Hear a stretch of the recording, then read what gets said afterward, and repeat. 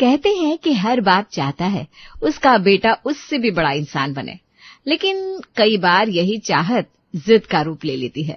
उधर बेटा भी यही सोचता है, पिताजी मेरी बात क्यों नहीं समझते, और फिर शुरू होता है रोज का वही सिलसिला। छोटी छोटी बातों पर बहस, बहस से नाराजगी और नाराजगी से खामोशी। ऐसा नहीं था कि रमेश जी और संदीप एक दूसरे से प्यार नहीं करते थे, बस दोनों में से कोई भी पहले झुकना नहीं चाहता था। संदीप, मैंने कहा था ना बिजली का बिल जमा करके आना।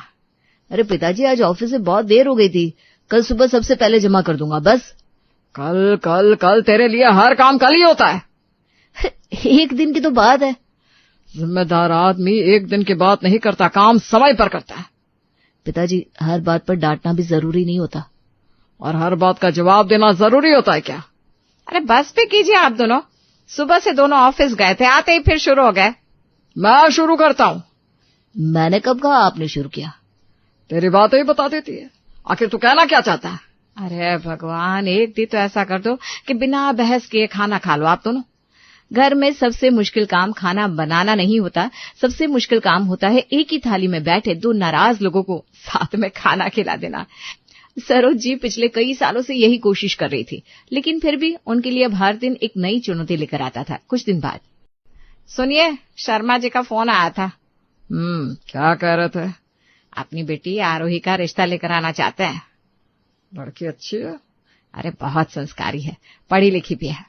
फिर बुला लो, बाकी सब भगवान की मर्जी। कहते हैं बहू सिर्फ घर में नहीं आती, अपने साथ नई खुशियां भी लेकर आती है। सरोज भी यही सोच रही थी कि शायद अब घर का माहौल बदल जाएगा, क्योंकि नई बहू के आने से नया रिश्ता तो जुड़ता ही है, एक नया एहसास भी साथ में जुड़ जाता है परिवार में। रिश्ता देखने के दिन। आपको कोई सवाल पूछना हो तो पूछ सकते हैं। बस एक ही सवाल है। जी। आपको गुस्सा जल्दी आता है? क्यों? क्योंकि हमारे घर में एक गुस्से वाले इंसान पहले से है, दूसरा आ गया तो मुश्किल हो जाएगी। मुझे गुस्सा कम आता है, लेकिन सामने वाला अगर अपनी गलती मान ले तो और भी कम आता है। मतलब मुझे भी अपनी गलती मानना सीखना पड़ेगा। रिश्ते में जीतने से ज्यादा जरूरी होता है रिश्ता बचाना। ये बात मुझे अच्छी लगी। सिर्फ अच्छी लगी या फिर मुझे आपकी बात और आप दोनों बहुत अच्छे लगे। कभी कभी कुछ लोग पहली मुलाकात में ही अपना असर छोड़ जाते हैं। आरोही भी उन्हीं लोगों में से थी। संदीप को लगा शायद अब सचमुच जिंदगी बदल जाएगी। वहां आरोही को भी संदीप का स्वभाव भा गया था। दोनों ने परिवार की मर्जी और आशीर्वाद से कुछ ही महीनों में शादी कर ली और एक नए सफर की शुरुआत के साथ आगे बढ़ रहे थे। शादी के बाद, बहू, तेरे आने से तो घर में रौनक आ गई। माँ जी, ये घर अब मेरा भी तो है। और ये बात हमेशा याद रखना। अब तो पिताजी भी मुस्कुरा रहे हैं। तो क्या मैं तुम लोगों को खड़ूस लगता हूँ जो कभी मुस्कुराता ही नहीं? हाँ, आपने तो मेरे दिल की बात कह दी। सभी हंसते लगते हैं। कुछ दिन तक सब ठीक चला। आरोही अपनी समझदारी से हर छोटी बात संभाल लेती थी। उसे लगता था कि अब पिताजी और संदीप के बीच की दूरियां भी खत्म हो जाएंगी, लेकिन कुछ आदतें इतनी जल्दी कहाँ बदलती है। एक महीने बाद, संदीप, मैंने कहा था दुकान वाले से हिसाब करके आना। पिताजी, आज क्लाइंट की मीटिंग थी इसलिए नहीं जा पाया। फिर वही बहाना। अरे हर बार बहाना नहीं होता। तेरे पास हर गलती का जवाब जरूर होता है। क्योंकि हर बार गलती मेरी नहीं होती पापा, आप समझते क्यों नहीं है? अच्छा, अब मैं गलत हो गया? मैंने ऐसा नहीं कहा। कहने की जरूरत नहीं है, तेरे बोलने का तरीका ही काफी है। रहने भी दीजिए ना। नहीं सरोज, आज फैसला हो ही जाए। कौन सा फैसला? अगर तुझे मेरी कोई बात पसंद नहीं तो अपनी जिंदगी अपने हिसाब से जी। ठीक है पिताजी। ठीक है, इसका क्या मतलब होता है? जी, इसका मतलब ये कि आज के बाद मैं आपको शिकायत का मौका ही नहीं दूंगा। संदीप बेटा सुन, ऐसे नहीं बोलते बेटा। नहीं माँ, बहुत हो गया। जा जा, देखता हूँ कितने दिन बाहर रह लेता है।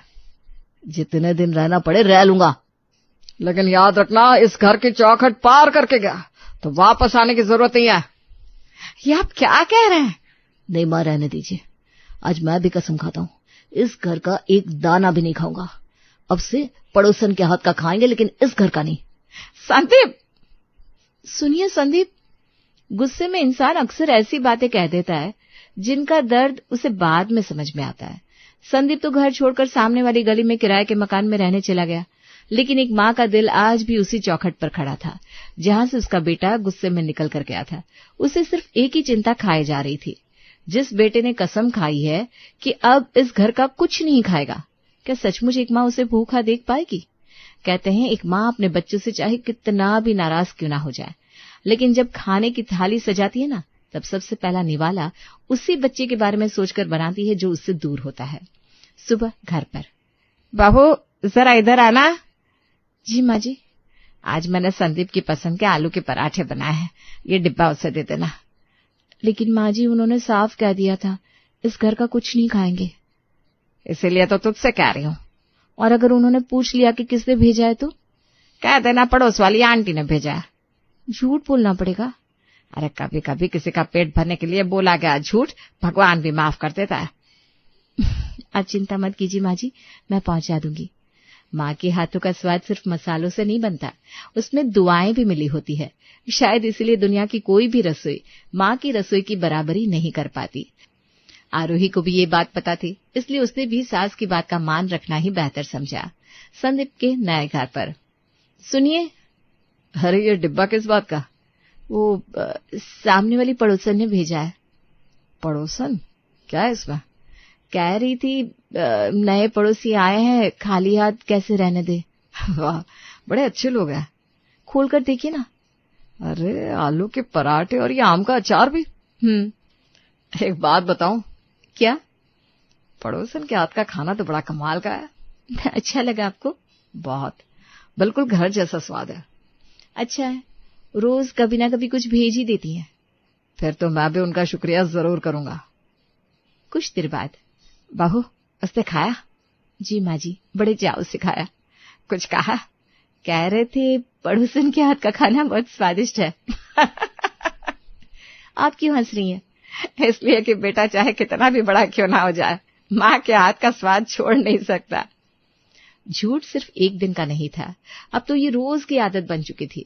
जिस दिन सरोज जी कुछ अच्छा बनाती, उसी दिन कोई ना कोई डिब्बा चुपचाप बहू के हाथों संदीप तक पहुंच जाता। कुछ दिन बाद, बहू आज मूंग की दाल का हलवा बनाया है। जी, मैं अभी लेकर जाती हूँ। आज क्या भेजा है पड़ोसन ने? पहले खोल कर तो देखिए। अरे वाह, मूंग का हलवा। खाइए। कमाल यार। क्या हुआ? ये पड़ोसन आखिर है कौन? अब क्यों? कभी पराठे, कभी खीर, कभी हलवा, कभी कड़ी। इतना अच्छा खाना तो किसी होटल में भी नहीं मिलता। सच में, एक दिन मिलवाना उनसे। मिलवा दूंगी। आप पहले खाइए तो वो खाना। कई बार भगवान भी मुस्कुरा देते होंगे जब कोई बेटा अपनी ही माँ का हाथ का खाना खाकर किसी और की तारीफ कर रहा होता होगा, लेकिन उस माँ के लिए तो वही काफी होता है कि उसका बेटा कम से कम खाना तो खा रहा है, चाहे वो उसे पड़ोसन कहे या कुछ और। एक शाम। और भाई, नए घर में सब ठीक? हाँ जी, सब बढ़िया। खाना कौन बनाता है? आरोही बनाती है, लेकिन पड़ोसन भी कमाल की है। वाह वाह वाह, अब भाभी को छोड़कर पड़ोसन के पीछे भाग रहा है। चल क्या रहा है आखिर? अरे ऐसा कुछ नहीं है पागल, मैंने तो कभी उसे देखा भी नहीं है, बस उनके हाथ का खाना खाता रहता हूँ। फिर तो मिलवा। अरे मैं खुद आज तक नहीं मिला हूँ। बिना मिले इतना भरोसा? अरे भाई, इंसान उसके व्यवहार से पहचाना जाता है, चेहरा देख कर नहीं। घर पर, सरोज आज फिर कुछ बनाया था क्या? जी। फिर भेज दिया होगा? हाँ। कब तक भेजती रहोगी? जब तक मेरा बेटा खुद आकर नहीं खा लेता, तब तक मेरे मन को चैन नहीं मिलेगा।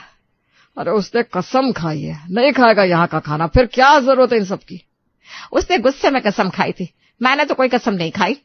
सरोज, माँ हूं मैं, बेटा भूखा हो या पेट भर कर बैठा हो, माँ के हाथ अपने आप उसके लिए कुछ बनाने लगते हैं। आप नहीं समझेंगे।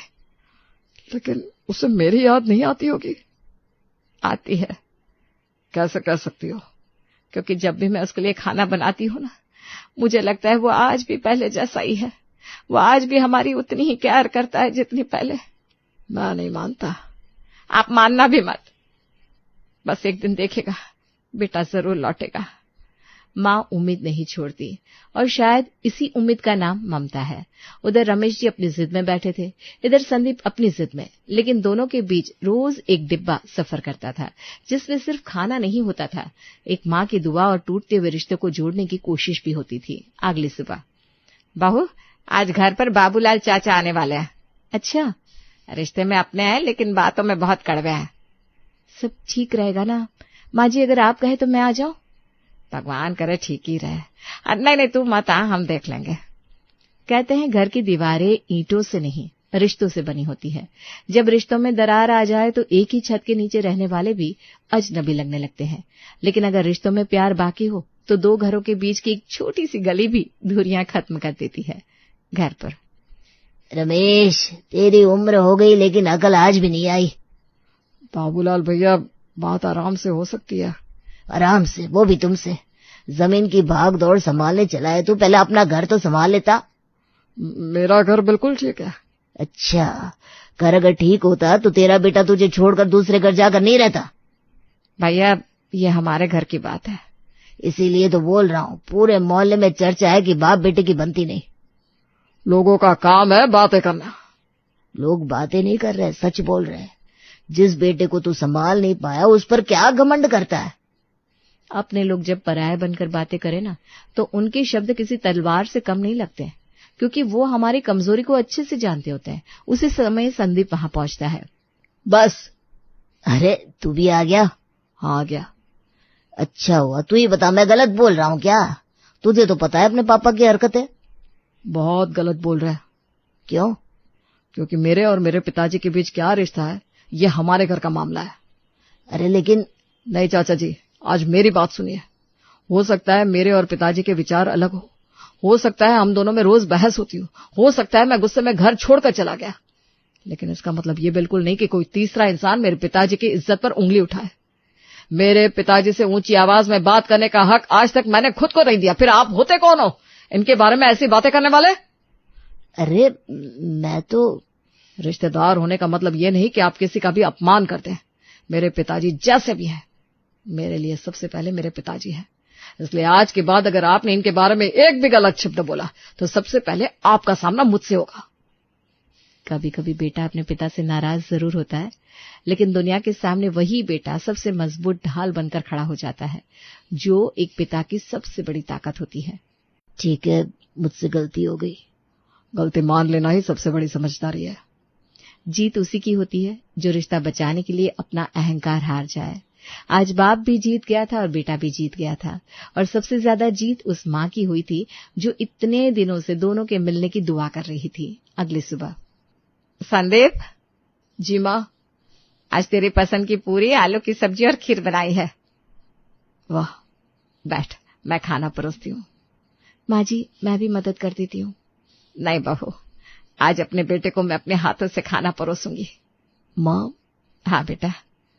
एक बात कहूँ? बोलना। हमारी पड़ोसन बहुत अच्छा खाना बनाती है। क्या? अब सच कह रहा हूँ, इतने दिनों में जो भी उसने भेजा हर चीज का स्वाद कमाल था। मतलब आपको पता था? तुझे कब से पता था बेटा? पहले ही दिन से। पहले दिन से? हाँ, जिस माँ के हाथ का खाना खाकर मैं 30 साल बड़ा हुआ हूँ, उसके हाथ का स्वाद मैं कैसे भूल सकता हूँ? तो फिर तूने कभी बताया क्यों नहीं? क्योंकि अगर मैं बता देता तो आप खाना भेजना बंद कर देती। मैं गुस्सा पिताजी से था माँ, आपसे नहीं। मैं घर छोड़ सकता था लेकिन आपके हाथों का स्वाद नहीं छोड़ सकता था। इसलिए हर बार मैं जानबूझकर कहता था पड़ोसन के हाथ का खाना खाएंगे, ताकि आपका दिल भी ना टूटे और मेरी जिद भी बनी रहे। पगले बेटा, चाहे जितना बड़ा क्यों ना हो जाए, माँ से जीत आज तक कोई नहीं पाया। और बाप से लड़ाई हो सकती है, लेकिन बाप की जगह कोई नहीं ले सकता। मुझे माफ कर दे बेटा, एक शर्त पर। क्या? अब से अगर मैं गलती करूं तो डांटना जरूर, लेकिन मुझे अपने से दूर मत करना। और अगर मुझसे गलती हो गई बेटा तो मैं भी आपको छोड़कर कहीं नहीं जाऊंगा पापा, पक्का पक्का। आप बस भी करो वरना खाना ठंडा हो जाएगा। माँ, आज से पड़ोसन के हाथ का नहीं, सिर्फ अपनी माँ के हाथ का खाना खाएंगे। गुस्से में इंसान घर छोड़ सकता है, लेकिन माँ का प्यार नहीं छोड़ सकता। और पिता से नाराजगी हो सकती है, लेकिन उनके सम्मान से कभी नहीं। इसलिए अगर आपके घर में भी कभी रिश्तों के बीच अहंकार आ जाए तो याद रखिएगा, एक माँ के हाथ का खाना सिर्फ पेट नहीं भरता, टूटते हुए रिश्तों को भी जोड़ देता है।